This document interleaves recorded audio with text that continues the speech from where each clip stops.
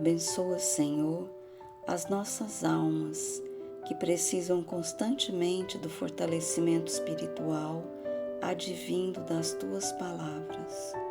Essa é uma oportunidade renovada de receber os esclarecimentos divinos que nos proporcione a educação da nossa maneira de ser.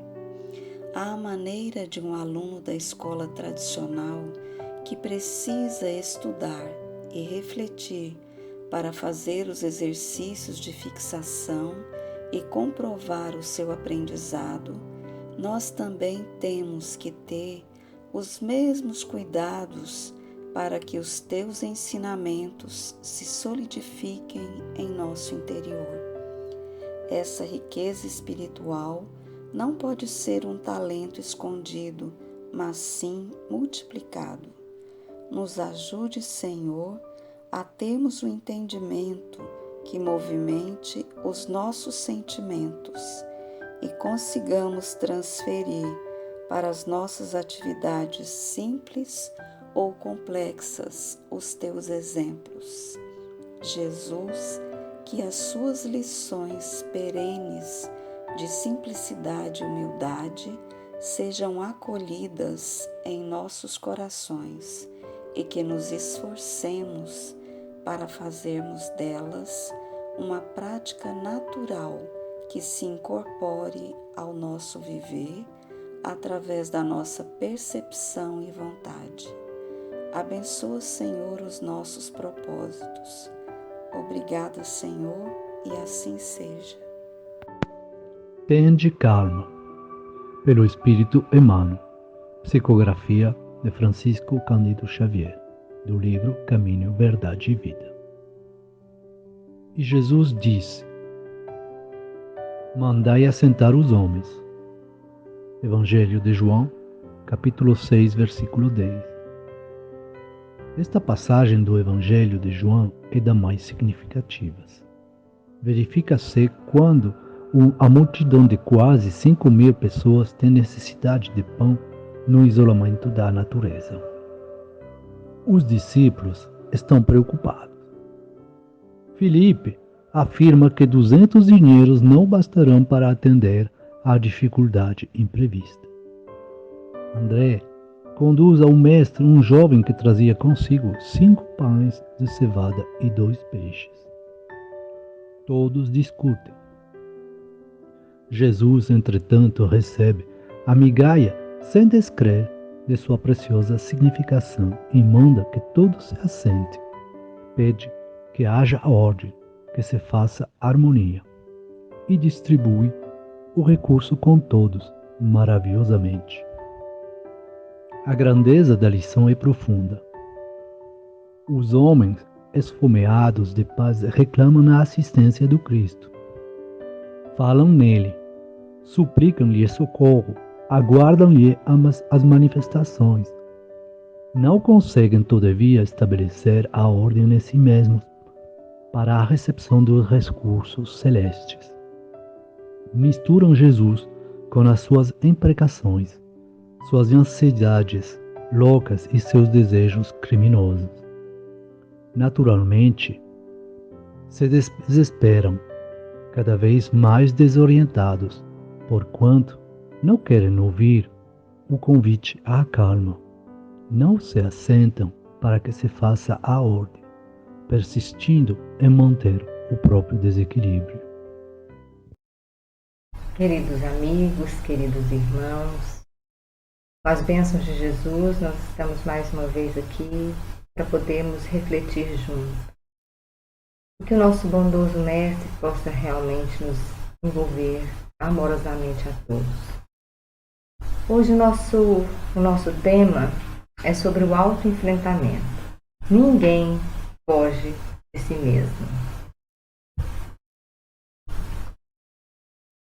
O espírito Joana de Ângeles, no livro Psicologia da Gratidão, no capítulo 10, diz que é essa teimosa fuga de si mesmo que dá lugar nas criaturas a muitos conflitos e transtornos na área do comportamento, pelo consumo de energia emocional para aparecer em vez de aplicá-la no esforço natural, criativo e renovador para ser. Quando Joana nos diz que essa fuga de si mesmo ela é teimosa, é porque nós devemos estar insistindo muito nisso. E isso nos dá muitos conflitos, porque é impossível nós fugirmos de nós mesmos.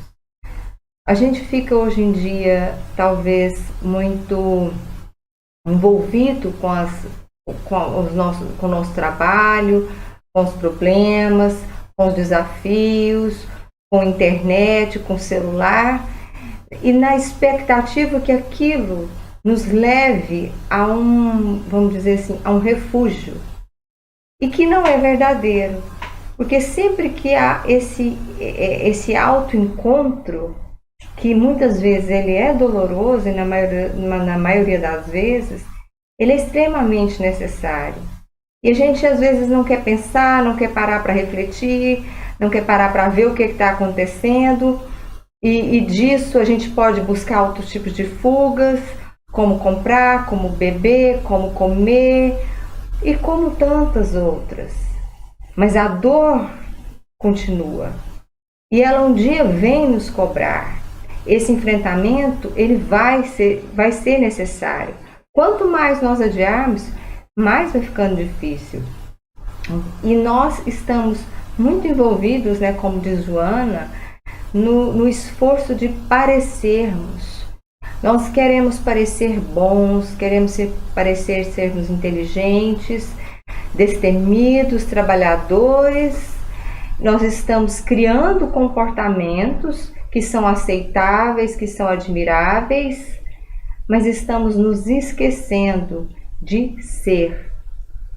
Porque às vezes os comportamentos, eles são até ensaiados, eles são produzidos, e na hora da gente realmente partir para ser de verdade, a gente identifica tanto com aquilo que a gente parece, e quando realmente é para ser, nós temos a dificuldade. E uma das coisas que nos gera muita frustração.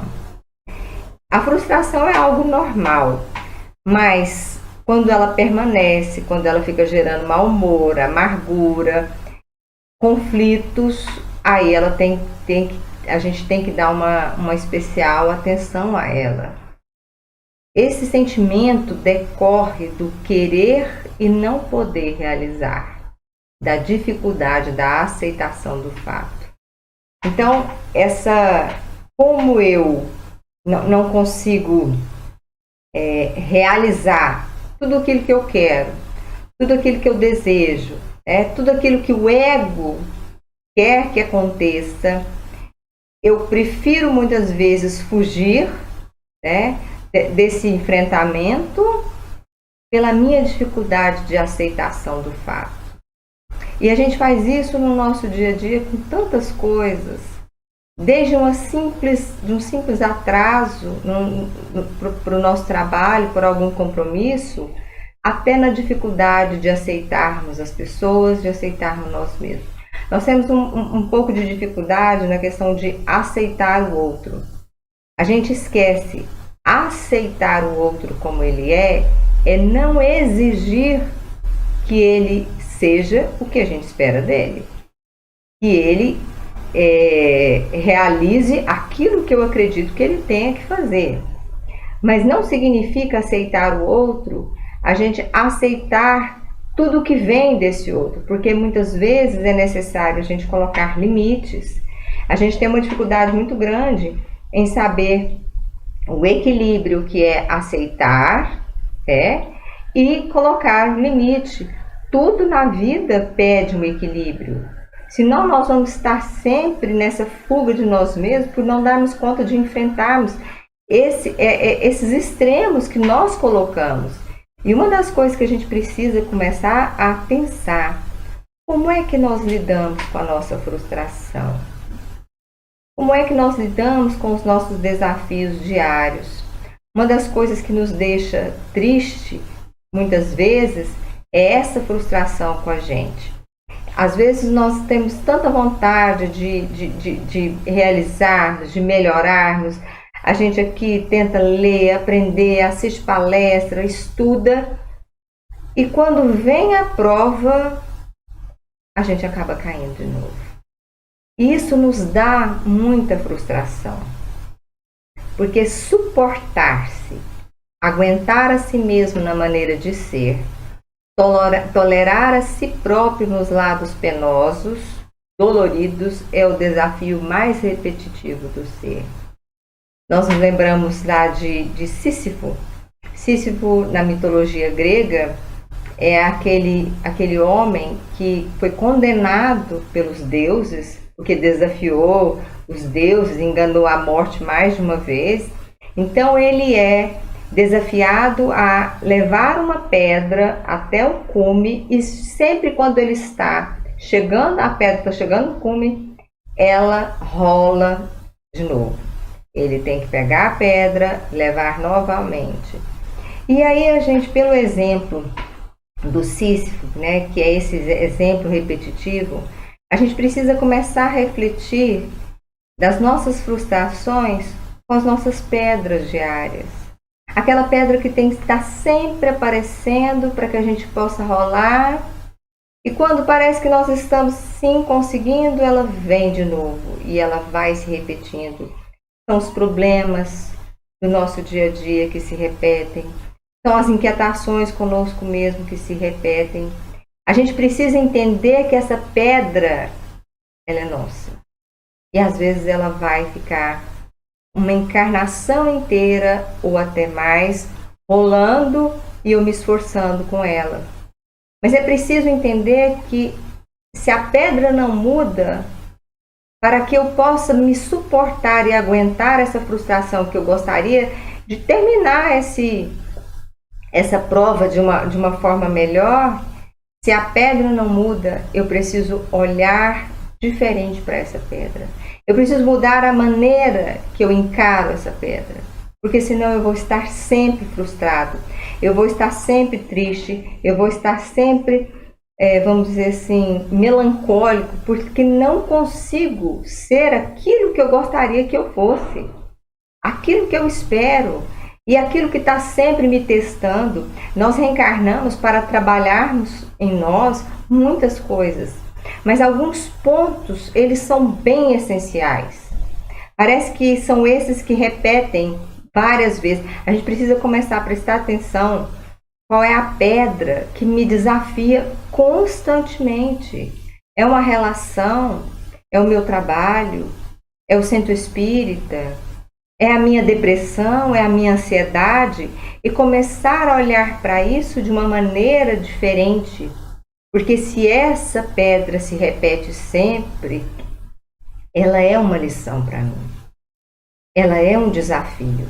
E se eu encaro sempre, ai meu Deus, de novo isso, eu estou simplesmente empurrando uma pedra que vai rolar sem ter esse autoenfrentamento, sem estar desperto para poder analisar por que eu reajo assim, porque eu olho para determinado desafio, porque aquilo que acontece no meu dia a dia me toca tanto e me é tão difícil.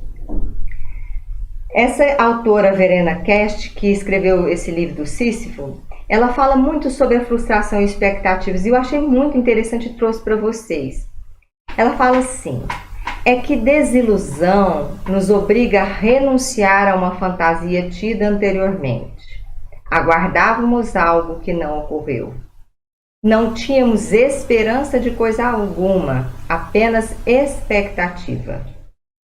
A expectativa é bem mais estreita que a esperança, bem mais centrada no acontecimento através do qual nos entendemos. Se o fato não ocorre, perdemos então o nosso centro atual. A sensação que acompanha essa perda chamamos de desilusão. Então, essa perda da expectativa, a gente chama de desilusão. A gente quer resolver um problema, a gente tem uma expectativa de que algo aconteça. Quando aquilo não acontece, eu fico desiludida. Mas expectativa é muito diferente de esperança. Nós temos expectativas que algo aconteça amanhã ou não. mas eu tenho a esperança de conseguir lidar com a minha frustração. Olha como é diferente. Às vezes a gente fala assim, nossa, mas eu estou tão sem esperança. Mas será que é sem esperança mesmo? Ou será que eu estou frustrado porque as expectativas que eu tenho não acontecem? Eu preciso partir para esse enfrentamento de tentar entender o que está acontecendo comigo, se as minhas expectativas estão sendo frustradas ou se realmente é algo de falta de esperança e começar a trabalhar isso. E ela continua assim: a mudança, porém, só é possível quando podemos largar, aceitar as perdas. O poder largar exige mais coragem do que o querer segurar.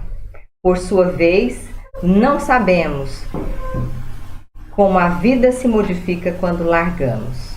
Não somente seguramos, muitas vezes largamos também cedo demais. Olha de novo o equilíbrio. Quando a gente pode largar, quando a gente aceita a perda, quando a gente aceita que nós não temos o controle da situação, a gente precisa muita coragem para poder largar. É uma sensação de entrega, é uma sensação de se render. Nós vamos falar agora mesmo sobre isso. Às vezes também a gente larga cedo demais, quando na hora que às vezes é a hora de segurar. É por isso que esse autoenfrentamento, esse olhar para a gente, ele sempre nos ajuda a ver quando a gente está largando cedo demais ou quando a gente está segurando demais. Às vezes, abrir mão significa perder a imagem que a gente faz de si mesmo. Isso dói. Abrir mão de ser a mãe espetacular que eu gostaria de ser. Abrir mão de ser aquela pessoa que não comete falhas. Abrir mão de uma perfeição que eu não consigo ainda. Abrir mão de ser uma pessoa que não enfrenta o dia a dia. Abrir mão, muitas vezes, da minha preguiça, da minha falta de vontade de lutar. Então, isso tudo faz parte do nosso autoenfrentamento. E esse abrir mão vem muito com a questão que Jesus nos traz isso, em Mateus 16, 24 e 25. Então disse Jesus aos seus discípulos: se alguém quiser vir após mim, renuncie-se a si mesmo, tome sobre si a sua cruz e siga-me, porque aquele que quiser salvar a sua vida, perdê-la-á. E quem perder a sua vida por amor de mim, acha-la-á. Isso é a rendição, é o poder largar, renunciar a si mesmo. E quando eu estou disposto a perder, é aí que eu ganho. Essa rendição é a essência desse paradoxo. Quando a gente abandona o nosso falso eu, quando a gente desiste de querer ser o melhor de todos e começa realmente a aceitar aquilo que nós conseguimos fazer de verdade. A gente precisa abraçar as trevas para encontrar a luz. Para a gente ver estrelas, a gente precisa da escuridão. Quando eu começo a aceitar no meu autoenfrentamento, paro de tentar fugir de mim mesmo e começo no meu autoenfrentamento a olhar aquilo que realmente eu não consigo mais levar daquela forma. A minha exigência descabida, a minha ausência de limites, a minha falta de respeito com o outro e muitas vezes comigo mesma. Esse equilíbrio entre doar, esse equilíbrio entre receber. Às vezes nosso orgulho é tão grande que a gente não quer receber. A gente quer doar porque assim a gente se sente maior. Nem receber ajuda, nem receber amparo, nem receber amor. E às vezes nós precisamos tanto também de receber. A gente precisa tanto de entender as nossas dificuldades. A gente precisa tanto entender a nossa fragilidade. E Jesus nos vem e nos diz isso. Que essa rendição é uma saída na escuridão. Porque é onde eu me entrego. Eu me entrego a uma força maior divina, aonde eu não sei o que vai ser de mim. Mas é como Paulo, quando se ajoelha e diz a Jesus: Senhor, o que queres que eu faça? Ele se rendeu. E é essa rendição que para nós faz tanta falta. A gente sempre procura as nossas soluções nos lugares óbvios. E a gente complica situações por causa disso. Porque a gente quer sempre, a gente acha que a gente vai fazer um exercício, a gente dá a resposta errada, e a gente, para refazer o exercício, a gente dá a mesma resposta. Não é assim que funciona. A gente precisa pensar sobre a questão. Se a gente já errou naquela, a gente precisa refletir para ver se não tem outras respostas. E a gente precisa também de refletir sobre a nossa evolução moral. Na Revista Espírita, de 1863, de junho, o princípio da não retrogradação do espírito. Os espíritos não retrogradam no sentido de que nada perdem do progresso realizado. Eles podem ficar momentaneamente estacionários, mas de bons não podem tornar-se maus, nem de sábios ignorantes. Tal é o princípio geral que só se aplica ao estado moral e não à situação material, que de boa pode tornar-se má se o espírito a tiver merecido. Mas há certamente retrogradação do espírito no sentido de que retarda seu progresso, mas não do ponto de vista de suas aquisições, em razão das quais e do desenvolvimento de sua inteligência, sua degradação social lhe é mais penosa. É assim que o homem do mundo sofre mais no meio abjeto do que aquele que sempre viveu na lama. A gente não retrograda, a gente pode ficar estacionário, mas a gente pode se comprometer mais sim. E aí continua. Isso nos conduz a outra questão. Nero, por exemplo, enquanto encarnado como Nero, pode ter cometido mais maldades do que na sua precedente encarnação? A isso respondemos sim. O que não implica que na existência em que tivesse feito menos mal ele fosse melhor. Para começar, o mal pode mudar de forma, sem ser um mal maior ou menor. A posição de Nero como imperador, tendo-o posto em evidência, permitiu que seus atos fossem mais notados. Numa existência obscura, ele pode ter cometido atos igualmente repreensíveis, posto que em menor escala e que passaram despercebidos. Como soberano, ele pôde mandar incendiar uma cidade. Como uma pessoa comum, pôde queimar uma casa e fazer perecer a família. Um assassino vulgar que mata alguns viajantes para despojá-los, se estivesse no trono, seria um tirano sanguinário, fazendo em grande escala o que a posição só lhe permite fazer em escala reduzida. Então, Nero, como exemplo aqui da Revista Espírita, quer dizer que ele pode ter cometido mais mal? Quer dizer, ele piorou? Não. Porque o mal também pode mudar de forma. Mas a gente pode se comprometer mais porque o espírito ainda continua. Mas se nós temos a chance de executarmos mal maior, e se a gente faz, é porque a gente é capaz disso. Não é a situação que nos empurrou para aquilo. Aí a consciência desse autoenfrentamento. Deus é tão misericordioso que Ele não nos coloca em situações mais difíceis, porque sabe, naquelas mais difíceis, nós nos complicaríamos muito. A gente precisa de olhar para dentro, para saber até que ponto a gente consegue lidar com aquilo que a gente carrega. E não fugir e colocar a culpa no mundo, colocar a culpa nos outros. Mas esse olhar para dentro, ele coloca para mim os meus limites negativos, mas também os meus limites positivos. A minha prova de resistência moral. Por isso é que não é nos dado fardo maior do que as nossas costas.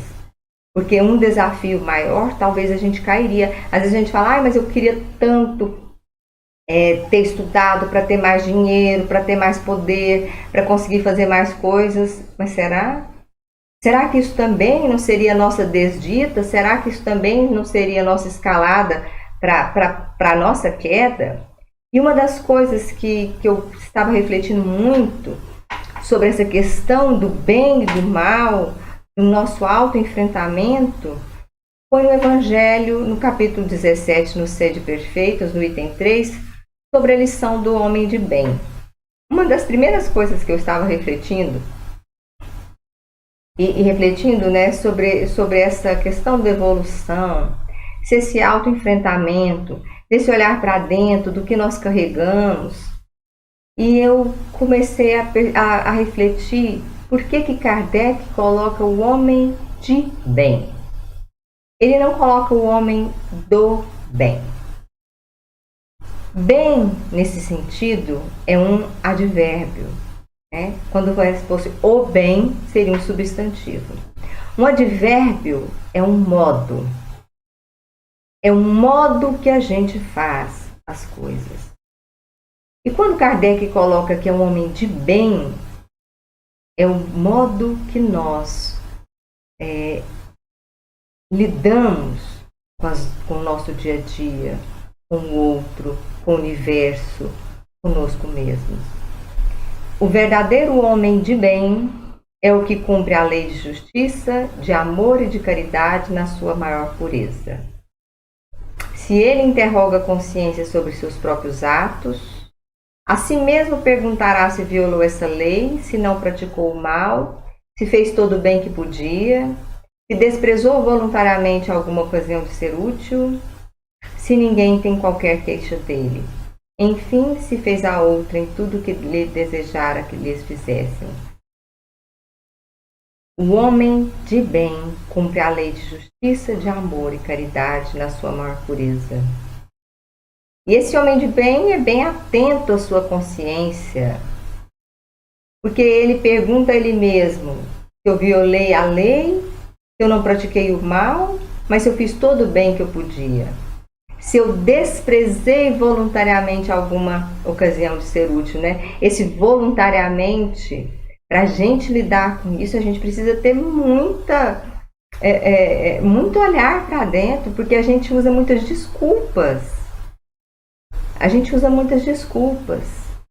Mas aí lá depois eu trouxe algumas partezinhas quando ele fala: o homem de bem é bom, humano e benevolente para com todos, sem distinção de raças nem de crenças, porque em todos os homens vê irmãos seus. Aí ele já fala que o homem de bem é bom. Só que lá mais na frente ele fala assim: estuda suas próprias imperfeições e trabalha incessantemente em combatê-las. Todos os esforços emprega para dizer no dia seguinte que alguma coisa traz em si de melhor do que na véspera. Eu trouxe esses três parágrafos porque Kardec fala do homem de bem, ele fala que o homem de bem ele é bom, mas que o homem de bem estuda suas próprias imperfeições e trabalha incessantemente em combatê-las. Por aí a gente vê que o homem de bem, que Kardec traz o exemplo, não é um homem perfeito. Porque senão ele não precisaria estudar as próprias imperfeições. Ele é bom porque ele esforça para ser.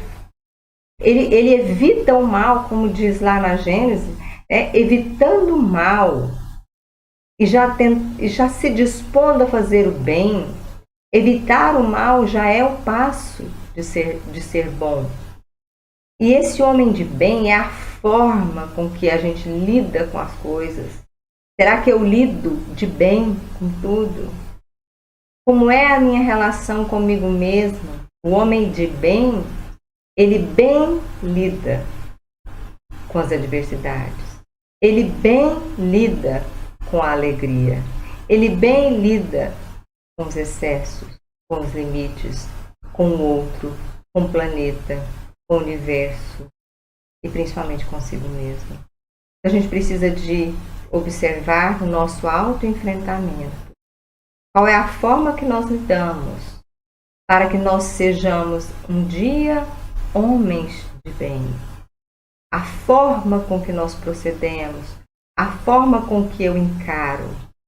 O meu bem é bem falar? Ou será que é um mal falar? O meu olhar é um modo de olhar de bem ou de mal? Então, não é uma perfeição, mas é um esforço em combater as imperfeições, olhando para nós mesmos e não fugindo. E para encerrar, Joana de Ângeles, nesse livro Vida, Desafios e Soluções, diz o seguinte: como ninguém foge de si mesmo, porquanto sempre estará onde se encontram suas aspirações e necessidades, malgrado as fugas psicológicas e desmandos mentais, a consciência se firma e se agiganta, traçando as rotas de segurança com as realizações propostas pelo conhecimento e vividas pelo sentimento.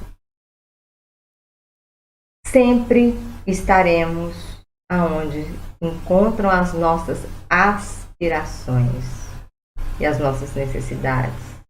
Como Jesus dizia, aonde está o seu tesouro, aí está o seu coração.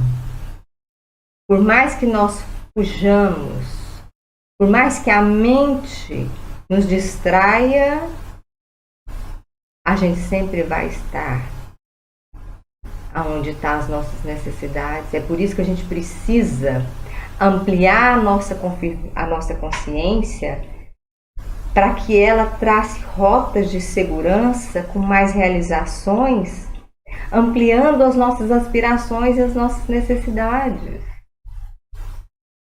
Com o nosso conhecimento, com o nosso sentimento ampliado, tentando encontrar um significado para tudo, um sentido para a nossa existência. Toda dor é possível de ser suportada se a gente encontrar sentido nela. Então, o autoenfrentamento tem que haver um sentido maior para nós mesmos. Um sentido de aprendizado. Um sentido de conquista interior, de desenvolvimento de fé, desenvolvimento de coragem. Que a gente possa tirar no nosso dia a dia, sempre um período, um tempinho, alguns minutos, para, como Santo Agostinho, refletirmos naquilo que fizemos.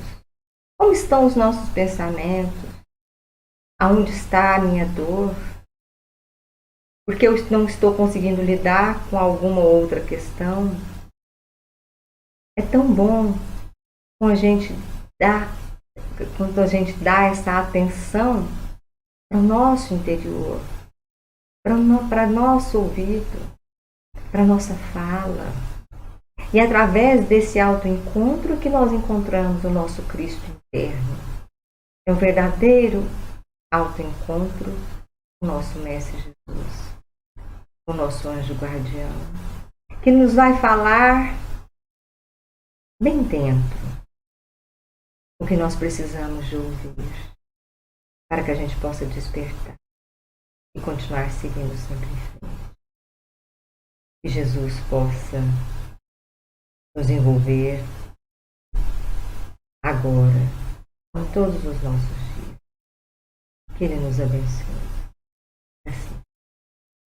Pai nosso, garanta-nos sempre um manancial de luz, para que possamos enxergar em meio a tantas escuridões, tendo a certeza de que boa parte dessa luz nasce dentro de nós, está dentro de cada um, que possamos aos poucos, ao descortinarmos este véu que nos impede de enxergarmos nossas próprias fraquezas, possamos aos poucos ver esta luz, enxergar a parte divina que todos nós possuímos e, sem dúvida alguma, havemos de trabalhar para alcançá-la todos os dias, cuidando dos nossos, procurando auxiliar aquele que precisa de amparo, cuidando cada vez mais de nossas imperfeições com carinho, tendo a certeza de que haverá compreensão mútua por parte de outros irmãos que assim também se dedicam nesse momento a buscar essa melhoria íntima. Obrigado, Pai do Céu, por darmos a oportunidade de conhecermos aos poucos a nós mesmos e termos a chance assim de conhecermos um pouco mais do mundo espiritual que tanto nos esclarece e nos elucida. Sei conosco hoje e sempre, que assim seja.